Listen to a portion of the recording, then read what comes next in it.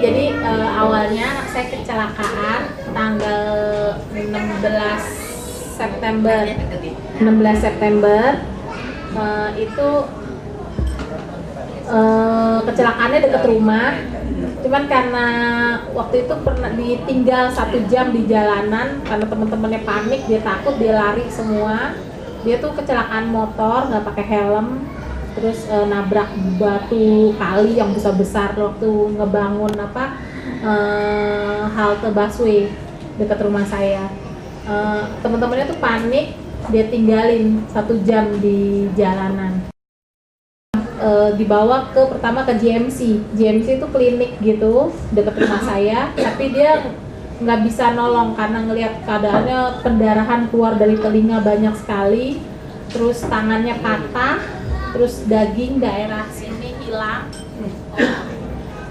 Jadi orang GMC hanya nengok aja, dia bilang udah bawa aja ke Cipto, dia bilang gitu. Dia nggak pinjemin ambulan atau apa karena dia pikir mungkin takut nanti nggak bisa ganti biaya kan. Jadi udah dibawalah dengan anak-anak itu ke Cipto langsung. Itu sampai ke Cipto, saya lihat anak saya tuh masih bergerak. Saya pikir alhamdulillah anak saya masih ada umurnya gitu.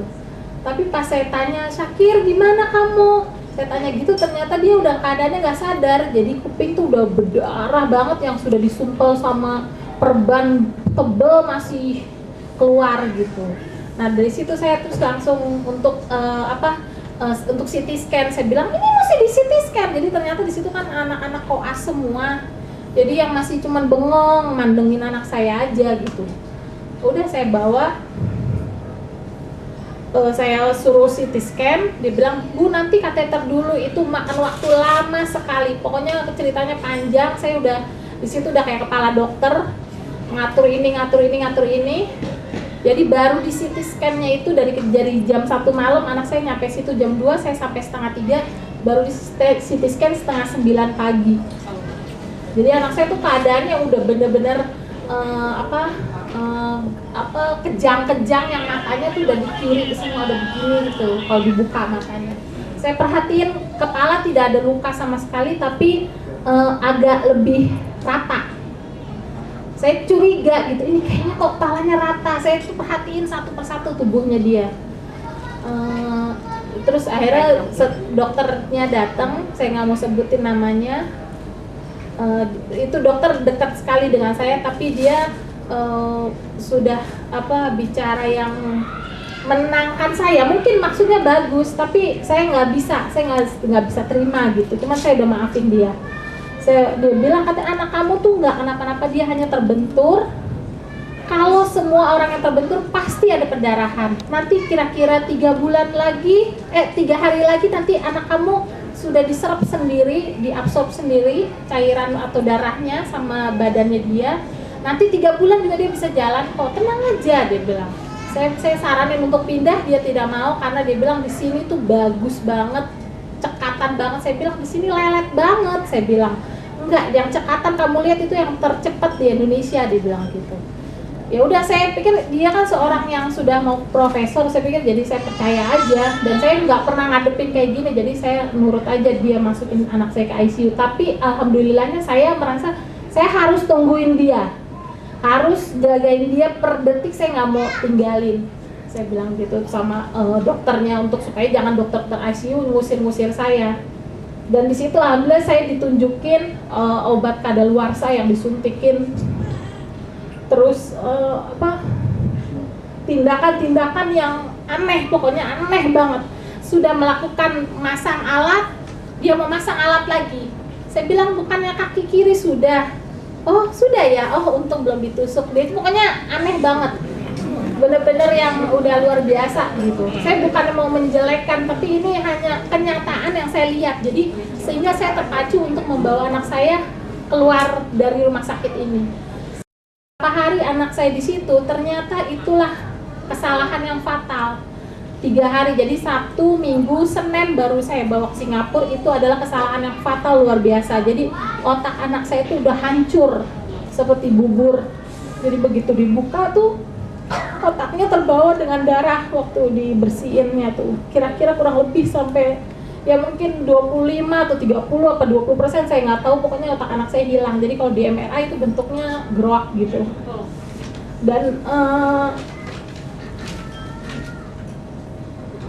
ini garis besarnya ya, saya ceritain, dokter di sana bilang anak saya, waktu saya tanya-tanya, dok, kan di sini pernah katanya ada yang kena bom kedutaan Australia, itu katanya 6 bulan sehat ya dok, berarti anak saya gimana dok? Saya cuma pengen tahu aja sih, saya orang bodoh yang pengen tahu keadaan anak saya itu gimana. Saya bilang, kamu jangan bandingin sama dia nggak ada apa-apanya sama anak kamu.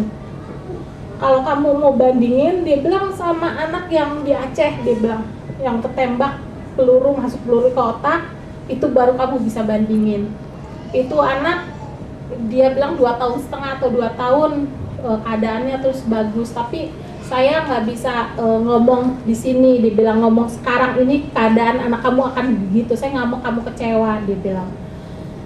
Oke, terus saya tanya lagi, saya terus pancing, saya pengen tahu kerusakannya apa sih, kok dia selalu ngomong otak anak ibu sakit.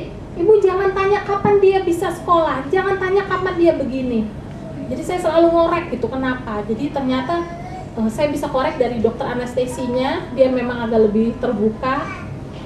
Dia bilang, dok, kenapa kok anak saya bilangnya katanya nggak ada apa-apanya dengan maksudnya lebih gawat daripada yang kedutaan Australia, itu kan katanya tulangnya udah terbuka, udah bernanah, kok masa anak saya, padahal kondisinya kan waktu datang bagus. Dia bilang, anak kamu itu otaknya hancur, jadi waktu dibuka itu otaknya, kamu bayangin pendarahan itu harus ditangani kalau bisa sebelum 6 jam, ini sudah berapa puluh jam, jadi otak itu sudah hancur. Jadi itu dia keadaannya anak kamu. Dan yang hilangnya itu otak itu adalah otak yang sebelah kiri. Itu otak yang penting banget, otak motorik, memori, matematik, semua bicara itu semua di situ, dia bilang. Jadi ya kamu sabar aja, dia bilang gitu. Saya korek lagi dari dokter Prempilenya, dia bilang kurang lebih saya nggak mau, dia tuh paling pelit untuk ngasih ini karena memang dia orangnya tidak mau kena apa. Kenapa kak dokter bilang begini gitu, nggak mau, dia nggak mau menjanjikan. Jadi dia bilang, kamu tunggu 7 tahun deh, kamu lihat 7 tahun bisa juga lebih, itu kemungkinan, tapi untuk kurang kayaknya tipis, dia bilang. Jadi kamu sabar aja, dia bilang gitu. Jadi waktu bulan Februari teman saya Rita telepon ke saya, itu kurang lebih awal Februari ya, dia telepon.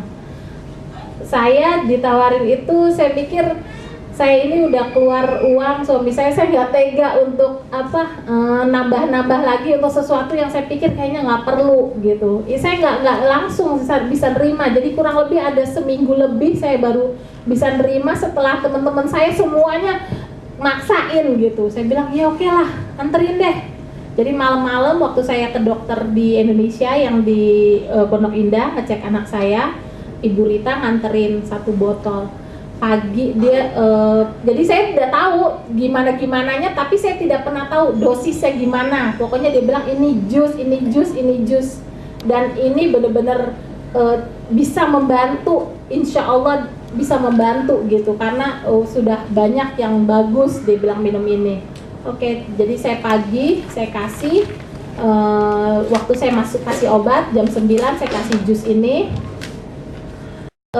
Hari pertama saya kasih 3 sloki, hari kedua saya naikin, seperti nggak sabar gitu, saya punya ada rasa nggak sabar, penasaran bener apa kok bisa cepat begini.